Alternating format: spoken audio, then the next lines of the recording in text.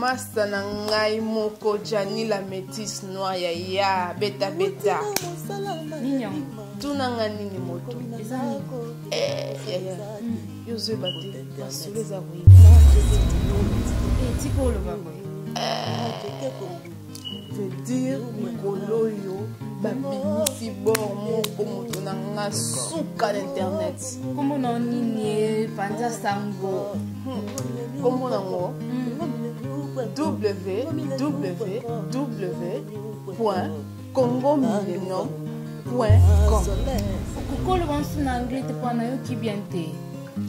www.congomillennium.com. Siko na switch yango ba news pe ya Congo ezali.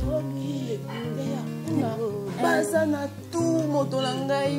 Mama tika te kuna tout. Soko olingi musique kaka yo. Olingi théâtre kaka yo. Ah bon? En plus, tout na famille na Amérique kuna bazoluka ba site bien. Côté ya yebisa donc ça nonga ka site moko akene musika te.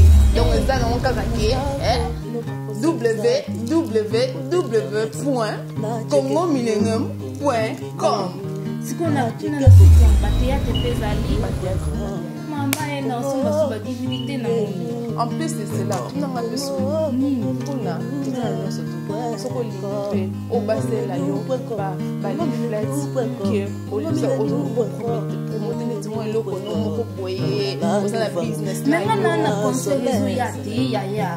On m'a solongo, on monyango, et là on kaka Congo. Donc la benga bango, keni na site kota tala ba numéro na bango so toza kaka lelo naza ko benga lelo kaka benga bango ba ko sort you out. Donc makambo ezali Congo Millennium .1.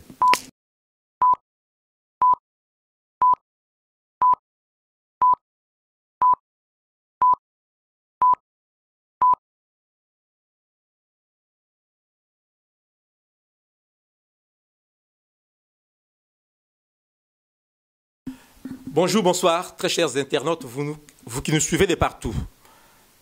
Lelo équipe Nabino à Congo Millennium.com et s'est déplacé en Angleterre, à Londres. Toujours dans le cadre de Labino, nous avons valeur sûre, pièce rare, nous avons marqué la vie nabiso. Nous avons continué toujours à marquer la vie nabiso. Biso, tu s'est déplacé Lelo, tu es en Angleterre, à Londres, Koluka Mut Oyo, à Binissa Biso. À Binissa Maman Nabiso. A binisa papa na biso pe azoko continuer ko binisa na ko accepter mutu pour moyen lo mingi ezalité a ko se présenter yemoko et pas na bino. Bonjour Moutamutu. Bonjour Lando, le grand journaliste. Comment ça va mon vieux? Ah, ça va très bien, nous sommes là. Alors vieux nangai batwa côté la biso na 4 coins du monde entier. Batu ba benga kibiso, ba ki lukela biso Moutamutu wana po abunga kala. Yango lelo ngai nandeko nanga Riki Dibenzi, le grand caméraman, oazo sala ki bilili ozala kitoko, to se déplacer to eti na kati à Londres ko kutana yo, donc batba ko tala yo, se présenter yo moko et pas yabatu. Comme ngai Safroman Zangi Lima. Bon, ningi benga High Priest Safroman. Guitariste, chanteur, compositeur, arrangeur, tout danseur. Ba ndeko nanga bozali ko sepela pas bozali. Vieux Safro Manzangi, alobi azali high priest. Mais vieux Safro, batu oba kota la yo. Ba msusu ba yoka kombona déjà. Ba msusu pe kombona pour la bango et paraître bango un peu nouveau. Est-ce que vous pouvez rafraîchir batu mémoire pour msusu ba yoka déjà kombona Safro. Mais ba zo ba souté que Safro azalaka wapi, azalaka nani. Safro azalaka architecte, mais Safro azalaka nani. Vous pouvez savoir tout ce qui yo ozalaki nani. Ngana azalaki vinanga mobima azalaki musicien. Musicien, artiste, mais artiste et musicien. Donc, il vient dans Moubima, Tilelo. Alors, vieux Safro, azali artiste et musicien. Mais vieux Safro, batma kota la yo, ko yebisa bango, yo, au beta musique, ko banda na mbula nini, au banda ko beta musique, ko banda na mbula nini, au banda musique na orchestre nini, Tilelo, au komi na orchestre nini. Banda orchestre na banda depuis 1969, le 14 septembre, na Kisangani, orchestre Air Fiesta. Donc, on est qui premier orchestre. Alors, Vieux Safro alobi a banda musique ko banda mois de septembre 1969. Tilelo, Azoro continue comme ta musique, puis Vieux Safro alobi orchestre na ya liboso ezali orchestre Fiesta. Air Fiesta. Air Fiesta. Ya Kisangani. Batu o bazali ba originaire ya Kisangani, ba yebaki orchestre Air Fiesta. Alors, avant to évoluer Vieux Nanga Safro. Avant to kenena suite, tango loin na Air Fiesta so kende kiwapi. Ba ndeko mingi ba tinda kingana tuna yo. Est-ce que Vieux Safro guitare oyo ye abetaka à côté lango classe to ezali don? Na kota classe na guitare te na bando ye kolango na ndako. Bon nazaki na cousin nga moko lero wana na na classe na mbandaka cousin nga Flori mutalakisa kinga ba note première note ya tindondo tindondo tindondo ti après bon tuzaki biso nga zaki mingi akolite nazo yemba na ba église nazaki na sango moko boya na moko yelanga moko moko yelingai livre moko boya ba corps. À partir de là na banaye ko se perfectionner no nga moko ti ndenge na bandaki ko beta na orchestre. Bandeko, Vieux Safro alobi ki yé à kota classe ya guitare te. Aye kola guitare te. Ndenge ni tokomona na kati ya mboka au Congo, ba talent ezali caché. Mutu à koti classe ya musique te, mais lelo akoma professeur ya musique. Alors Vieux Nanga Safro, est-ce que okoki ko expliquer batou, est-ce que yo guitare o yé kola moté, yali don o nzamba pesa yo. Mais ndenge lobi ki obeta na orchestre Air Fiesta. Après Air Fiesta, au Kenya na orchestre nini pe sa biso évolution ya carrière musicale na. Nazongi mukesima guitare na yekola, ezete ke na yekola te na yekola mende na côté lango classe te. Eza don na yekoli ye nango pe rapide. Bon, après Air Fiesta na 69 na ba 72 tokendaki Uganda. Tokena Uganda. L'orchestre à Mobimba. À partir de là, tu zongi, à côté de Kivu, tu sais, tourner après, tu es Kabwana, tu es l'orchestre Nanga, Moko, Safari, tu es zongi Nango Uganda, ti, en 1977, tu es zonga ki Kisasa. Zonga ki Zaire, pour na kubanda siko vrendule lisusu. Pour kuna nazo beta nangandule, kuna ezaki neti na kenda ki maki. Donc na zongi siko kini, premier orchestre na beta ina kini ezaki Jo Malebo. Jo Malebo ba mbaka likambo ya supo bongisaka libala na yo mama. Après Jo Malebo nde nakomaki na Jambo Jambo orchestre na Perish Blé na ville. Donc orchestre tozo beta kaka musique pop, musique kaka pona ba mindele. Bon ba yebi orchestre musique ono ba yebi yango. Jambo Jambo c'est ma grand poste ya kin. Après Jambo Jambo nde Papa Wemba ba omonike na Jambo Jambo on attend toujours beta tous les musiciens à cité pour biso sobe ba musiciens à cité biso ba musiciens à ville tous les musiciens à cité ba grand musiciens on comme ba Vieroche ba Madiata ba grand maître Franco ba Papa Wemba ba Lita Bembo ba musiciens wana na ba musiciens Zaiko tout ça ba banda ko ya concert na biso so bango ba si ba concert na bango ba ya biso pour biso tozo beta titongo Vieux Safro. Il faut expliquer partout dans le monde entier. Il y a le bi, autant que Papa Wemba, Rochiro, les musiciens à cité, les musiciens à ville. Mais quand on explique ceux qui musiciens à cité, pourquoi grand nom en bateau à marquer musique congolaise, musique zaïroise, il y a les musiciens à cité. Mais quand on explique bateau. Bon, ce que les musiciens à cité, parce que cité, il y a Kisasa et Zamunene. Mais biso to yeba ni mingi kaka na ville ya Kinshasa. To yeba na cité Mobimba ya Kisasa, Kisasa eza na 24 zones. Mais biso to beta kaka na Gombe esili. Mais bango to so to bengi cité eza la populaire ndenge to zo zwelango. Donc ba musicien populaire. Ozo comprendre. Mais to zo benga bango ba musicien cité donc so to bengi boyebi ke musicien populaire. Ba miso ba yeba na o baza minene na cité. Na comprendre Vieux Safro mais na ndenge yo bengi ba musicien cité. Eza façon mo ya ko chrétien bango te. Non, toujours chrétien bangote, toujours ndenge zalaki ka ndenge kabwana ka yango wana na lero wana toujours benga misi à cité na ba misi à ville. Mais la qui cité que bango parce que bango rien par rapport on a bu non. Pour bilo na ville. Non, bazaki rien te bango bato na succès, mais à part ba leader, ba chef mais côté ba musicien ville bazala qui mieux payé. Ah voilà. Merci bande ko qu'on a partout pour comprendre le sens au vieux Safro à lobby. Ah bengi bango musicien cité, ça ne veut pas dire que bango musicien y a pas non. À lobby pour bango bazobeta na kata ville mais à reconnaître que bazaki na succès makasi c'est les musiciens au ya cité. Alors vieux nanga Safro. To continuer ko évoluer. Au lobby libre orchestre Oyo Beta, orchestre Géo Malebo, orchestre Jambo. Mais orchestre Jambo, c'est quand nakata Kinshasa? Ezaka nakata Kinshasa. Yango nozomona même yo peut-être bato mingi bakoye bango te po ezaki na mwa millier moko boy surtout ya ba étranger. Ezaki mingi ya ba étranger ba mindele, ba ambassadeur, bato ba yaka kosala wana surtout ba mindele. Alors tozobetaka nakati ya ville na ville na centre ville sima poste wana. Bato bazo ba congolaise ba ou bien ba zairois ba zairo ba biso mingi ezaki basi. Ba zairois. Ba zairoise oyo bazai ko bima na ville ba onde ba ibaki biso mingi ba garçon ezalaki mingi te ba garçon ba bane ko ya wana mingi ezaki bana ya ba mbinza ya mikolo lokola ba maître Manda Mobutu ba Léopold Bosekota ba nani ba to ba bane ko ya na ba conseil ba to ba moyen donc pas n'importe qui bane ko ya wana mais vieux Safro leur wana yuzobeta na Jambo mais na kati ya Kinshasa to na kati ya Congo soko tuni mutu Safo manzangile rona aux d'accord nanga ke bato bayebaki yo na noté rien bayebaki ngamba muketro kaka bato bayaka na musique na ville na quelques gens quelques lokola bato na biso na mwa ba évoluer bato wana likolo baza ko ya wana mais mingi te parce que po oye bana il faut le kaka na télévision ba mona bayo kaka musique na yo mais biso to betaka to za ko betaka musique ya ba mindele to zo interpréter banzembo ya mindele ben ba composition pesa yo za la même mingi ba interprétation lokola ngana za la ba mutazaki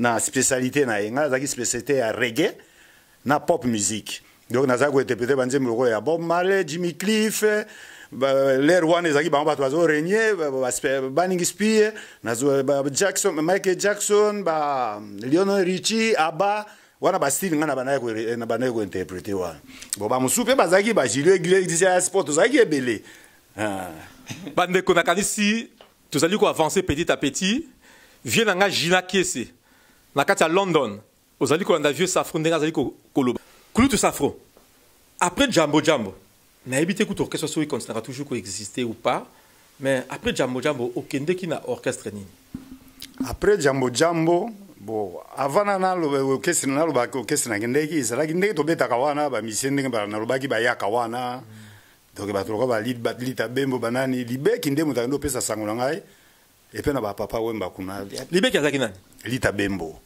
abi garçon moko aza na Jambo kuna azolo alobaka anglais azo beta banzembo to bide soko aza américain soki nani je ça fait donc lita bembo to baka ya momo dominé comment on dit libeki biso bengaka libeki bino kana na kati ya musique bo bengaka libeki bato pe ba yebi kombo libeki wana ba yebi ko lita bembo kate libeki Gabi libeki Gabi ouais ngai baka Gabi lita gadi lita nde to bengaka libeki bon ya pesi sango après jour mosubo na moni pe mo bato moko bandi ko yela nga wana yo il faut que na vive la musique il faut que me papa mbasa na besoin na nga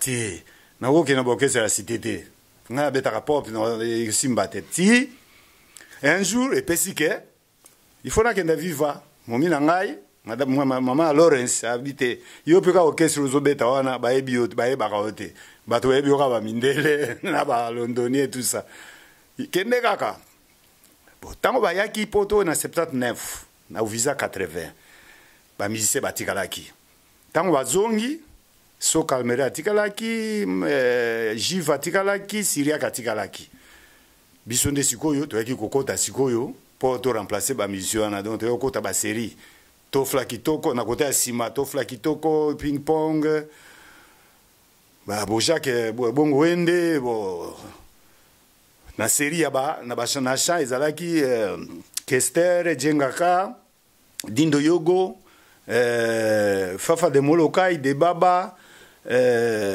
nani mususwa Bipoli na ye papa Wemba mais tangu ba memiyo na vive la musique wana papa Wemba zali présent na vive la musique papa Wemba za wana na keba na meminga na bureau na ye na kendeki na bureau nakomi moninga déjà yebanga bango basi bayebanga ba musicien bayebanga ke bato ya cité bato bayebanga te mais ba musicien mingi bayebanga déjà bayebi ke bana ville kuna mutu mwaza kuna danser kuna bina ka beta guitare danser pe ayembaka tant na kotika bi oh Safro ndenge ni po ayeba te déjà komunanga abinde ni ngabite na ye mouvement ndenge benga nga na ya bi na sepeli ma na lele yango mabe kendeka na salle abengi dona garçon moko bwazaki ka décor abi kendo tika Safro na salle na ciné moko ezaki simona na matonge wana tozo répéter na ciné Venus akio tika ngakuna koti ba yo pesatenga pa Kester mwadaki chef à répétition chef d'orchestre Jengaka test apesi nga pe guitare nakutaki soki ping pong moto moko azalaki na guitare apesi nga guitare nazwi na improvise papa ntango na bandi Kester abi te tikaka mwana mai okoti wana Kester aza na viva nga nakuta ye na viva do tango yo okoti na viva la musique okuti Kester na viva la musique na bakomosi otangi kuna tu wana nakuta bango mais tango oyaki bapesi ba test est-ce que okomaki penza membre ya viva la musique ou bien donc j'étais engagé les mêmes jours donc jour nakende osala test donc dans 30 minutes nazalaki engagé pe na bandi musala na bandi répétition mbala moko il y avait Luzemba makambo comme très intéressant donc vieux Safro Manzangi na kati ya viva la musique mais vieux yebisa biso na kati ya viva la musique tango okoti sikoyo makambo ni yelaki yo bon tango tokoti bandiminga Kester obi bon en tout cas mwana mai esimbi basoli abite mwana mai yo penda enta kaka donc tina kutu te ba yeli ngai mbamo abite to répéter nzembo nanga nzembo wangu nini dikando nzembo nani ya Kester to bando répéter dikando mukete ndeko nanga pe Jengaka abengi ngai lisusu abite ya to répéter nzembo nanga Beloti. C'était comme ça. Na beti des chansons, on a tous les deux chansons, on a beta, mais na style nanga. Pour moi, il y a na beta le roi Syria qui était, na beta le roi Mutute, na beta le roi Safro. Donc on a ça la style nanga. Ndé na yaka na viva na beta style nanga. Donc vieux Safro à côté na viva, on a style na yo. Au beti Beloti nzembo ya Jengaka, après au beti nzembo ya Dikando, au beti nzembo ya Kester. Mais vieux Safro, na kati ya vieux la musique, yo guitare ni ozai ko beta. Nga na zo beta rythmique. Na viva la musique tozaki biso mibale misato ngai ping pong na tofla kitoko biso tu wana ngai na tofla tozaki ba rythmiste mais to beta kape ba accompagnement mais bongo wikilo ki soliste wala pasa na kati ya viva aza na kati ya viva so kota kana ba wikilo nzela moko siko vie différence ni entre rythmique na accompagnement rythmique eza mingi ozokota mingi na ba wana ifona lakisa soki na kobeta guitare na olakisa différence ya accompagnement na rythmique bandeko ya Congo Millennium bozala bino ya kosepela parce que vieux Safro azali kobetela biso babiloko oyo markaka ba vie na biso na kati ya viva la musique parce que vieux Safro tanga koti na viva la musique akutaki tous ces grands noms oyo auti kotanga awa alobi azobeta guitare rythmique to accompagnement na yango vieux Safro azo kobetela biso quelques nzembo oyo markaki vina ye pe ba vina biso na kati ya viva la musique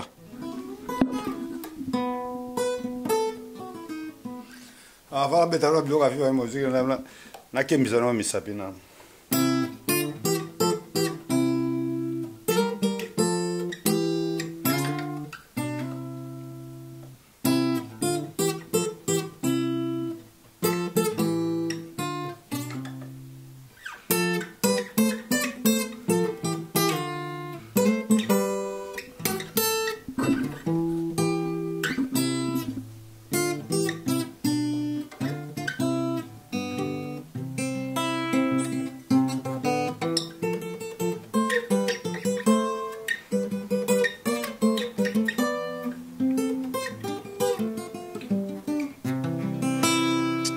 Voilà. Merci beaucoup, vieux Safro. Bana Millennium. La qualité c'est bandi qu'on sentir déjà. Via lobby, aké mais le mesapi. Donc l'état qui m'a camongé bandakoya, vraiment, boza toujours connecté kat la Congo Millennium. Oyezali site na bino na kat à London. Toye po na koluka vieux oyezali pièce rare. Vieux Safro. Tangu yo au continent de la musique. Au Betty Beloti. Au Betty Dikando. Mais yo mokonze monini oyo salaki na kati de la musique oyezali ki et pesaki et tomolek sou comme no liboso. Bon ngai tellement comme composition yanga moko ezalaka moko mais yebanaka te mais bulo na ngai na sala banzimbu lokola na ranje banzimbu lokola Ofukutano ya Papa Wemba, Signorina ya Papa Wemba, Rendre à César ce qui est à César, Mea Culpa. Moi banzembo ebele ya Papa Wemba parce que après ko beta di kandona na beloti Papa Wemba lingaki ngana beta isu banzembo ba musicien musute na bano beta ka banzembo na ye. Oh, pour l'année. Na évité c'était comme ça, abiyo bano matana podium. Bon, peut-être aki na raison parce que na zaki ko beta mingi. Pour avant musique e bananga ndo na bandaka. Nazoemba ba pop. Mais est-ce que Babissé Moussous Bayebaki Keyo vient beaucoup la ligne sous Teyo Betabanzé Babissé Moussous? Bon, c'est possible parce que ceux qui va benga na monaki andire babanda ko ya ko benga ngai sute ke na kende ba mona ka mingi banzembo papa we mande naza ko travailler. Mais ndenga linga ki obetaka banzembo na imoko. Avantage ni yozo ko tirer na kati. Bon, ngai ou bien ye. Yo. Mais na beta kana na patron orchestre. Mais vous avez pas ça kana e poso ya matinga na mati. So na uto beta banzembo wana ba pop na wana silisi. Tango to na ko mata premier nzembo ko mata na ye ensemble. Bon après on a to bani bani papa papa zaki animateur na podium na lera zana no wana. To bandi ko animer ensemble. Mais c'était bien matisaki pengai matisaki ngai. Bon côté balard. Côté balard on était salarié, balard to zaki na biso ba salarié, balard zaki na ngo pena problème te. Il y a un problème. Vous avez sepelé na yo? Ah, c'est exactement normal. Malgré na koma na salaire moins que ndenge na zai toucher na jambo jambo. Mais ezala qui important pour na ya pour ba na yebana, c'est tout. C'est ça. Viens bien. Peter Bazé yo to luka ki to luka to kuta na vie safro. Ozo kama ndenge zolo ba vie safro na kati ya vivre la musique vie. Siko ba nzembo o yo betaki luka yo mo composer kité. O yo betaki ko rafraîchir biso mémoire te.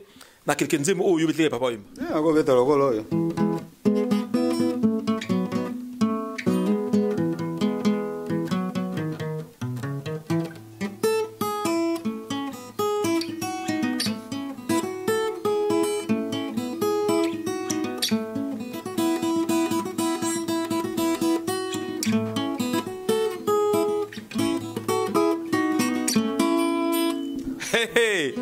Vous avez un CP là.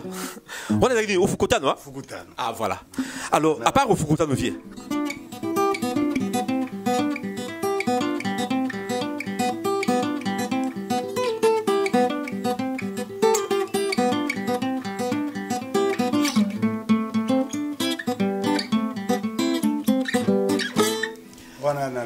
Merci beaucoup. Alors, viens Safro. Wana vive la musique. Mais c'est carrière nous et ce que nous avons fait la musique. Ou bien n'engagez. Après vivre la musique, tu fais de travailler pour belé. Ah, tu es ça là, Victor Eleison. Wana toke moi rapide pour to pesa ba histoire ngo tout est. Toke ça là, Victor Eleison biso 12. Tu longwe vivre la musique. Ba master ba ngo kana no liboso ba ke 10. Après ba molenga ke biso il faut to landa bango. Tu ko landa bango ngana de baba après to komi 12 musiciens. Mais tangu ba master ba longwe. Yo tikali na yo. Pourquoi bokini nzemo na bango te? Bon, na sepelaka na kopa ngote, na sepelaka teke na kene na longa viva quoi. Pour na lingaka viva, na lingaka papa Wemba na zaka pe fan na ye, na lingaka na fan na viva. Mais est-il que comme il kambo ya il faut progresser, il faut changer ma kambo, il faut changer ma direction. Cloutou Safro. Vraiment vineuse lengifié na ngai. Comprendre ko? Bato bazo na partout Peter Bazé na si azako sepela parce que vie il y a vu Safro tout carrière na eza carrière moza na lengi mingi parce que vivre la musique eza orchestre oyo ininga ki ça mais vieux Safro yo lobi papa we mbalinga lisute yo obeta banzembo bato mususu donc comme c'est que quelque part la propriété privée na ye mbala moko Victoria est-ce que ko yebisa biso fe na bato bazola ndo partout petit nanga Freddy Kalunga na kati ya Rale azokolanda yo expliquer biso nanu et banda ki ndenge nini Victoria et Salama nana zwa ki boule wana pour le lope Victoria ngo pas comme welela ngo trop o ezaki ya mutuboy o ezaki ya mutuboy yo yebisa biso nanu vie yo tozaki na kati kuna nani azwa ki makanisi Victoria vraiment c'est orchestre ya nani Victoria ezaki ya mutuboy Victoria ezaki ya biso tout Victoria ezaki ya 12 apôtres parce que biso tout longa ki viva pour to ke no bonga ozo comprendre que bon papa Wemba futa ka biso peut-être eza suffisante to ke na Victoria to ke no to bonga oh mais vie yo bi vidéo zeki ya bino tout mais yo yebisi biso ki bato balingo eka 10 vie yo kutotikalaki na osima ndenge yo 10 wana bakendeki na wana maki te tobimi nano te bosala ekipe te bolukaka mpe bajoueur ti mais so bakendeki parce que yo zaki no sûreté olingeni okende te kasi baki baye te batindelinga sikoyo masa na nga mongole il faut olingi kaka naloba batindelinga mongole il faut obenda masa na yo aya na mouvement il faut mpe na aya bon bakaboli mongo aya mpo na ngai kestel ake mpo na debaba il faut mona mayaka po tokokisa likapo so bino bozaka kuna andire bozopesa kaka po na vie bango bakendeki 10 bino botikalaki bino bolandi après mais cela veut dire na kati ya victoire bino bozana bino te tozali parce que babimaki nano te bazaki toujours na besoin eloko moko bazaki kozanga biloko moko po ekoka bapièce rare bapièce rare ekoka alors ntango ekoki nde yango tosalaki mpe sorti po biso talaka ngai na de baba bango basaleli na maki 3 mois babimaki te biso toye 2 semaines biso salaki 9 jours seulement mais parmi les 10 on a vu nani bazaki promoteur makambo promoteur azate ba ezali kama koyokana mais vie mutu moko azwaka idée ba idée ya kana ngoti idée kutu le monsieur goya na mutu moko ya libanda mais d'après yo yebo omoni oyebo kuti biso to faina ba master oye na bulo bindeni pena yo zozaka na mouvement boko sape mouvement na binote mais la bien comprendre vie oyebi ke mikolo yo bato moko babimi babiki bango bandeki victoire pe bazongisi victoire na kati ya Paris bato nini yango mutu soko ozali 12 apôtres te wana ba apôtre ya King Kester c'est différent na ba 12 apôtres ya Victor Eleison ça c'est différent mais biso doyebi ke mutu bandeki victoire 12 apôtres wana nyo Kester pas azalaki apôtre c'est Kester azalaki épargné na ba apôtre mais le fondateur ezaki nani fondateur eza biso tu wana eza bipolite biso toza ba cofondateur eza bipolite non eza orchestre na biso tu pa mutu moko azalaki na mbongo te ko ya kozwa musicien akende wo oza musicien nanga te ezali tobengani mwana mai tosala eloko esene tosala révolution to nosali kama na biso investa fonga ebili Victoire na Njili na lipanga babipoli oui wana ezaki place ya répétition maki to proposer ke kende kosala makote wana